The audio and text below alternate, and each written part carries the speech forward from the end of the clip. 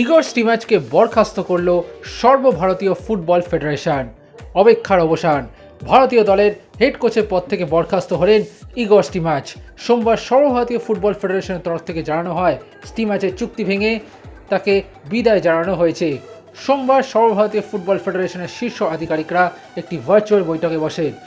সভাপতি এন.এ. হ্যারিসের সভাপতিত্বে হওয়া এই বৈঠকে সিদ্ধান্ত নেওয়া হয় সদ্য ফিফা বিশ্বকাপ 2026 যোগ্যতা অর্জন পর্বের দ্বিতীয় রাউন্ডে জাতীয় দলের খারাপ পারফরমেন্সের কারণে আগামী দিনের জন্য নতুন একজন হেড কোচের প্রয়োজন অবশ্যম্ভাবী। বৈঠকে উপস্থিত সদস্যদের তরফ থেকে কার্যকরী সচিব এম সত্যনারায়ণকে নির্দেশ দেওয়া হয় বর্তমান হেড কোচ ইগর স্টিমাচকে তার বরখাস্ত হওয়ার বার্তাটি যেন দেওয়া হয়। এরই সাথে স্টিমাচকে যাতে তার দায়িত্ব থেকে এই মুহূর্তেই অব্যাহতি দেওয়া হয় তার জন্য বরখাস্তের নোটিশ জারি করা হয়েছে। আগামী 2026 সাল অবধি স্টিমাচের চুক্তি ছিল ভারতীয় ফুটবল দলের সাথে, কিন্তু শর্ত ছিল একটাই, যদি ভারতকে ফিফা বিশ্বকাপ যোগ্যতা অর্জন পর্বের তৃতীয় রাউন্ডে নিয়ে যেতে হবে। কিন্তু সম্প্রতি কুয়েতের বিরুদ্ধে ড্র এবং কাতারের বিরুদ্ধে হারের ফলে তৃতীয় রাউন্ডে যোগ্যতা অর্জন করেনি ভারত। ফলে প্রতিশ্রুতি পালন করতে না পারায় এমনই কঠোর সিদ্ধান্ত নিয়েছে সর্বভারতীয় ফুটবল ফেডারেশন।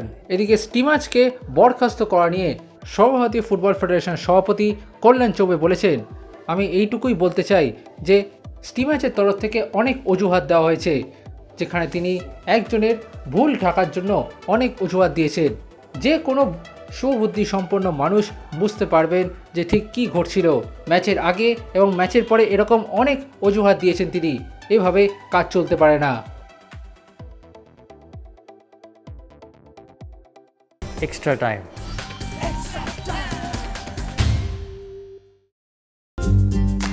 লেটেস্ট নিউজ আর এক্সক্লুসিভ ভিডিওর সঙ্গে আপডেট থাকতে এখনই সাবস্ক্রাইব করুন আমাদের ইউটিউব চ্যানেল। বেল আইকনে ক্লিক করতে ভুলবেন না যেন।